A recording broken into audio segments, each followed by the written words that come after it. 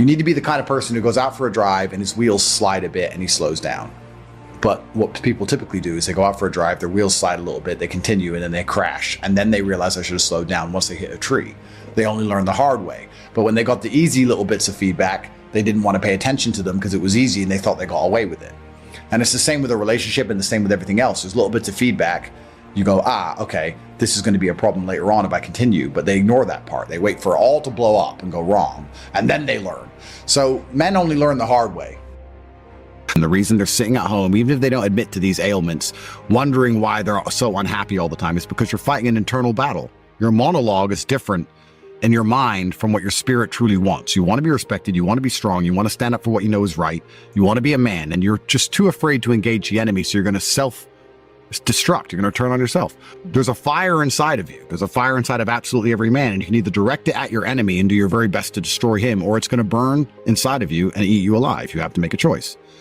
The cowardice that you feel that prevents you from engaging the enemy is the biggest betrayal, because now you're just engaging yourself. The battle's certain either way. So I strongly recommend you find who the enemy is and direct your efforts towards their destruction, as opposed to sitting there allowing yourself to self-immolate. This is actually why people are addicted to video games. Young men are addicted to video games because it mimics virtually what they ought to be doing in the real world. Yeah.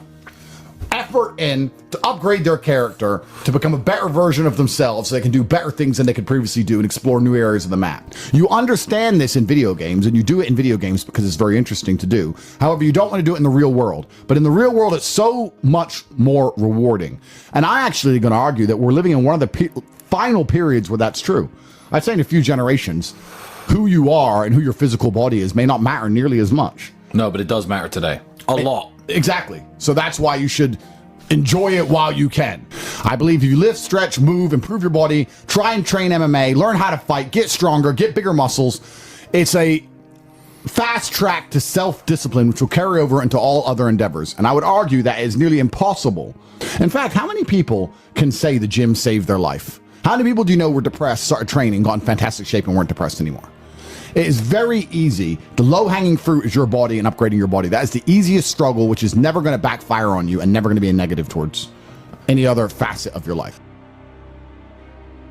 If I say something, I stick to it. I believe that your word is your bond, and you should stick to everything you say. So for me, the simplest life hack is to make sure I never see myself as a liar. If I say something, I'm going to do it. So if I say I'm going to run a marathon, I now have the energy to run the marathon because I don't want to break my word to myself.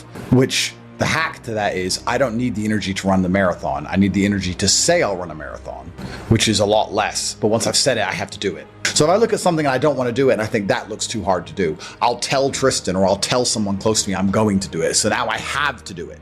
Just be brutally honest with yourself all the time. Otherwise, you're not going to be able to make the correct move on the chessboard. If you think you're better than you are or worse than you are, you're going to make mistakes. You need to know exactly where you are.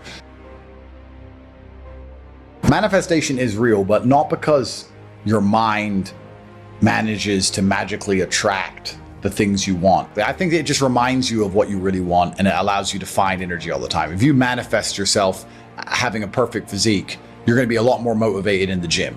It's not the thought that makes the physique, it's the gym that makes the physique. However, the manifestation makes you want to go to the gym.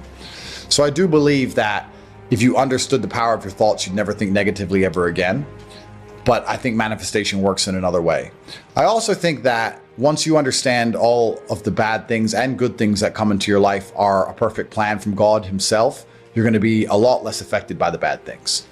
If something bad happens to you, it's part of God's plan. He knows what he's doing. In the end, you're going to be happy it happened. I often ask people, is there anything bad that's happened to you in the past at the time you were distraught about that you now wish didn't even happen? So if you understand you're always going to get there eventually, why be upset about it now, right? If you know in a year from now you'll be glad it happened, why be upset about it happening now? You have to be cerebral enough about things.